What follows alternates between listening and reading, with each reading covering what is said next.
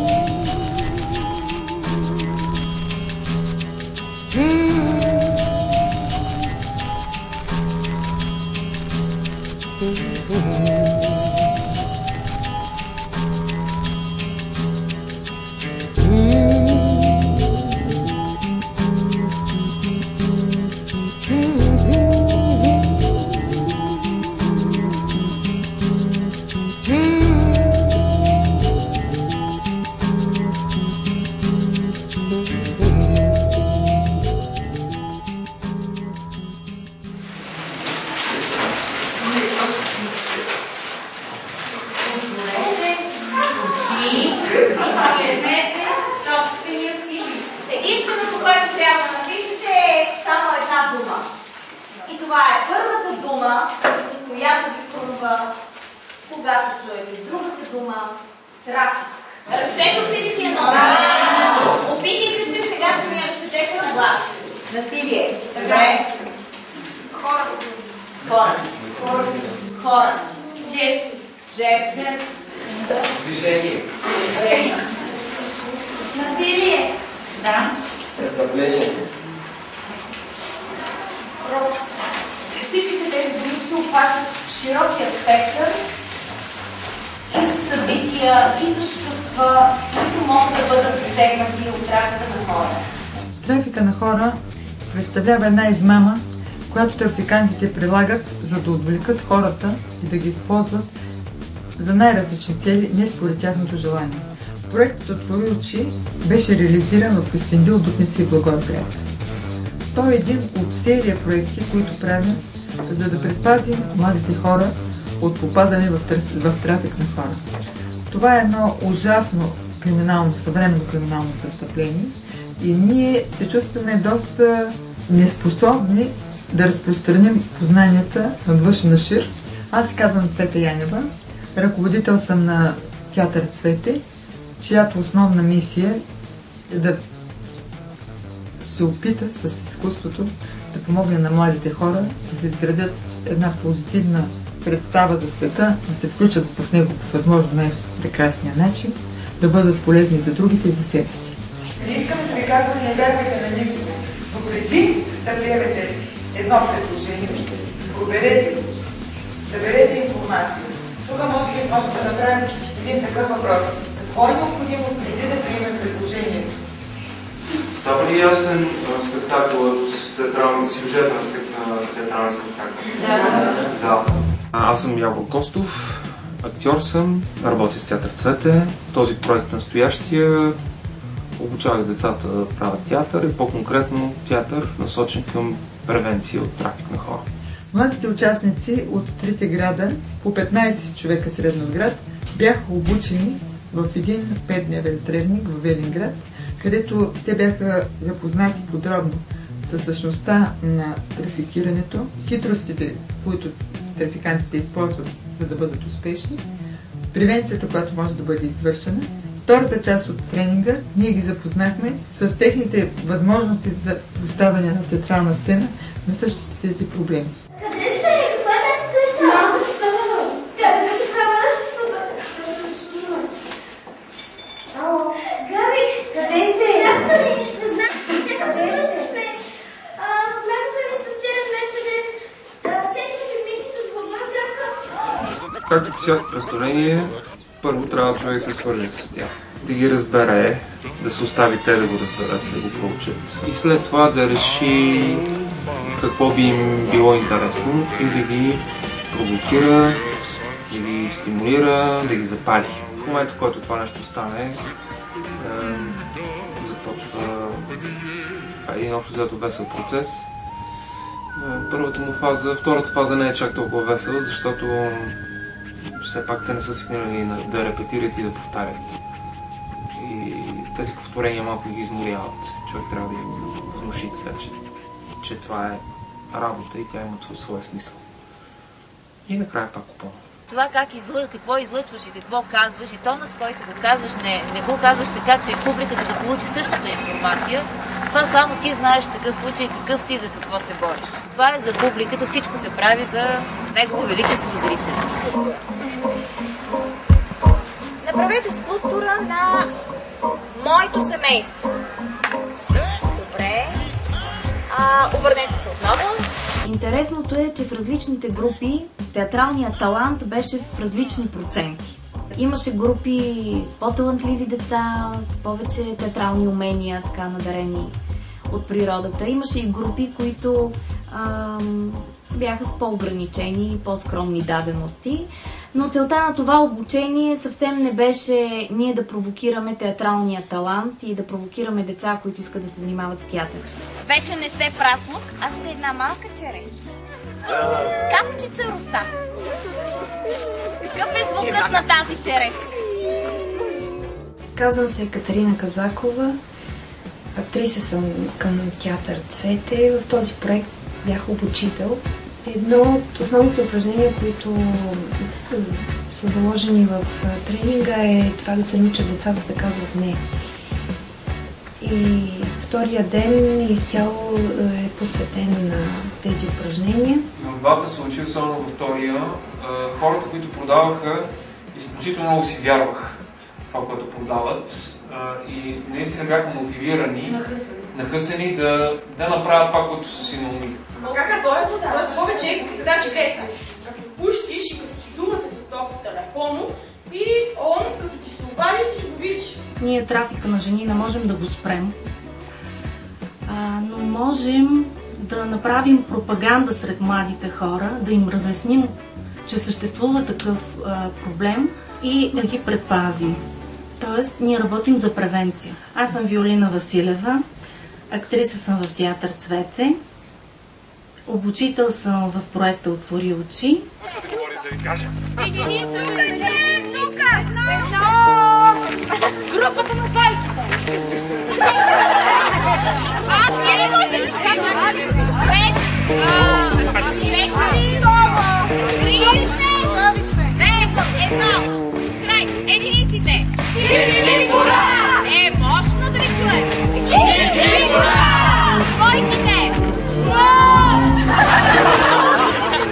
Тройките! Всяка сутрин почваме с едни общи игри за цялата група. Така първо да се почувстват заедно, преди да се разделят по отделните ателиета, по отделните мини-спектакли. И тези игрички са много приятни, защото те се оттъркват се един от друг, заглеждат се така.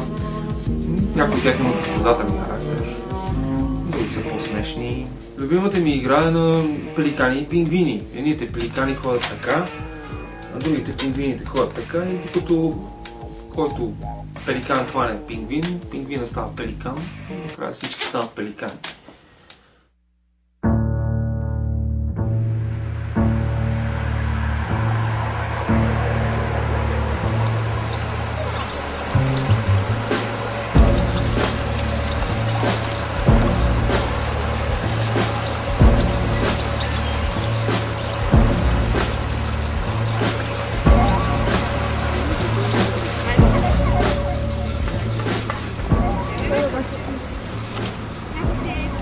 Завели от Юстенил друг таен приятел. За Мартин от истинския му таен приятел. За Габи от Благоевград. Значи за Крис наново друг таен приятел. Моля тайния приятел на Ели да си каже кой е. Това от тебе ли? Аз съм от тебе.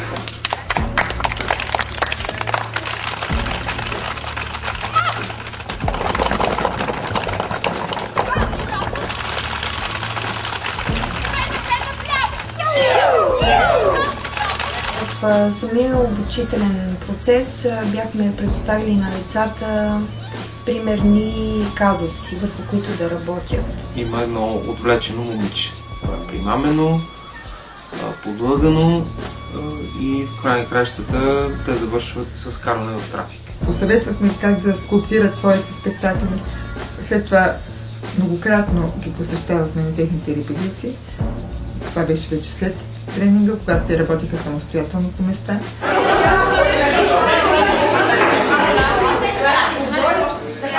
Моля ви, бъдете наблюдателна, внимателна и аплодираща и подкрепяща публика.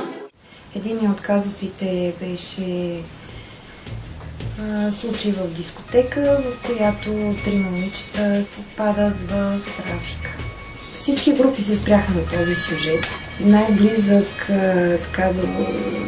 за тях Благоевградската група, освен този казус, решиха, че интернет е също едно място, в което младежите много лесно могат да попаднат в трафик. В техния отказ беше засегната и тази тема. Едно запознанство по интернет, което прераства в едно отвличане. За втори път ще пия кола. Ти няма ли да пиеш? Аз няма. Ще ме. Стига, че дойдох пък и претенца.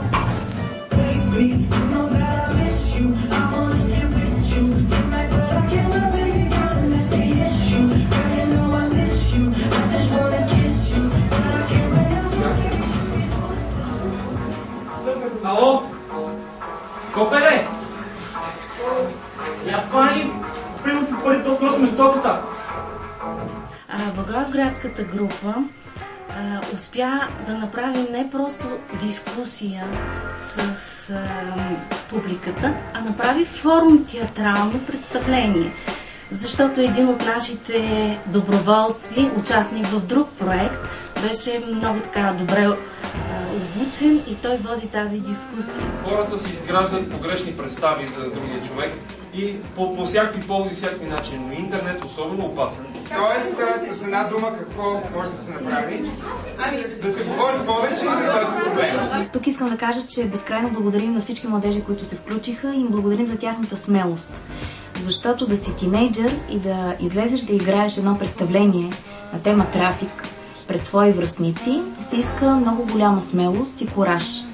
Защото ти се изправяш пред риска да бъдеш освиркан, подиграван, ухулен и такива едни не много приятни неща. Когато кюстендилската група пристигна в Велинград, те нямаха представа какво ще им се случва въобще.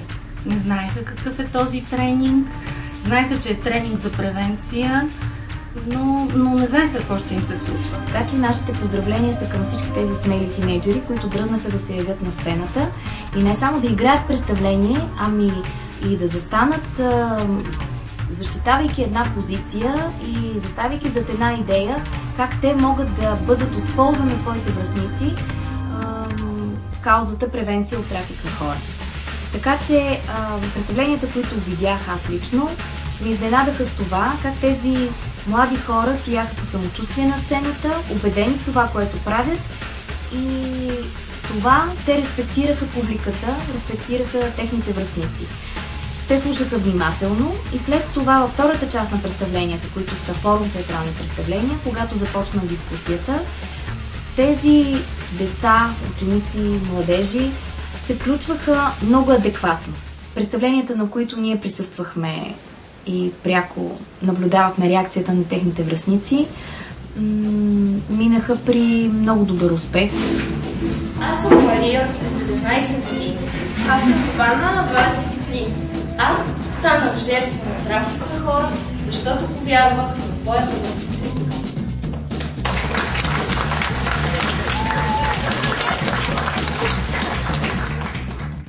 Самите ученици, според мен, те израснаха в своите собствени очи и в очите на средата, в която те учат и живеят в техните градове. По принцип, всяка от трите групи, Кюстендил, Благоевград и Дупница, беше разделена на две по-малки групи, за да може да се работи по-ефективно. Моята група от град Дупница много така, общо взето се гордея с тях. За мен, специално моята група, някакси така се случи, че бяха много съвестни и много надарени деца, направо, театрално. И на практика представлението, което направихме във Велинград, почти без промени влезе в финалното представяне. Старахме се да го видим от всички страни, т.е. да има различни видове подмамване в трафик. В случая в Дупница единият казус беше от дискотека, там едно непознато момче, едно полупознато, чаровни, забавни, на пръв поглед романтика, но има едно предоверяване, което довежда до покарване. Много неприятно. Това е един случай. Другия случай е пак един чаровен италианец, който просто няма как да му стоиш. Толкова е мъжествен и красив. В нашия случай италианецът го играеше момиче.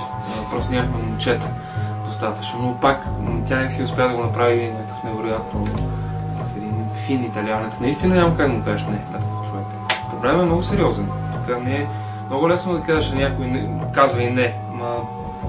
Нали? Ако се окажеш в тази ситуация и той те защити, как говори ти, карате да се чувстваш добре, а на тебе тия работи в живота ти липсват.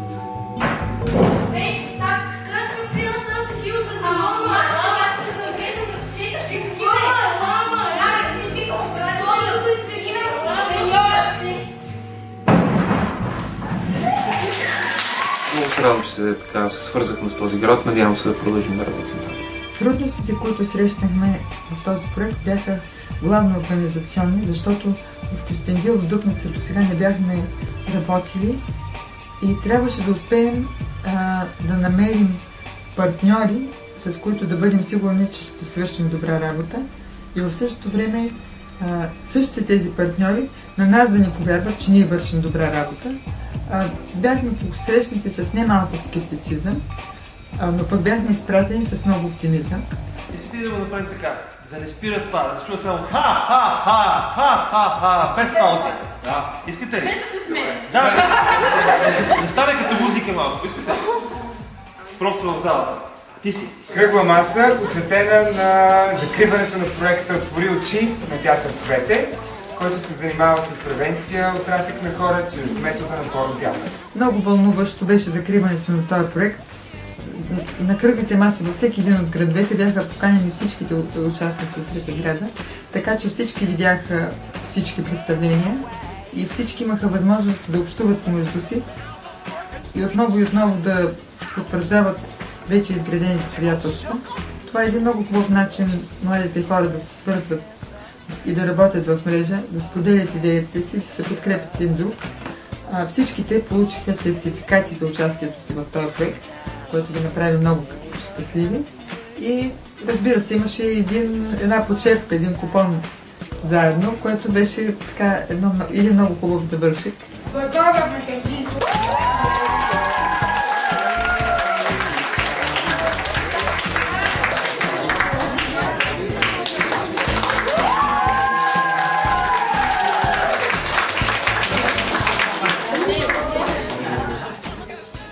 Ние след всеки проект си го задавам този въпрос. По аджиба, за какво беше всичко някакси. Защото всеки проект е много различен и независимо, че целите в началото са ясни, накрая си задаваме въобще въпроса какъв е смисъл на цялата работа. И трите представления имат голям успех и всички млади актьори са много щастливи от своята изява. Те се радваха взаимно на успехите си и си хвърляха предизвикателства един към друг. Всички родители присъстваха на премиерите на децата и откриха колко тези млади хора са пораснали и са станали отговорни. Така и ние ги възприехме, така и ние се отнасяхме към тях като към по-будните ученици, като представители на тази група от техните класове, които са по-будни и са в някаква степен така че да могат да бъдат самите те обучители на своите връстници. Да се обърнем към другарчето си в дясно и кажи: благодаря ви, че беше с мен. завърши нашия проект "Отвори очи", който театър Цвете реализира в Благоевград, Кюстендил в Дупница. Мисля, много успешно. За неговото осъществяване искрено сме благодарни на Балканския тръст за демокрация, който ни финансира.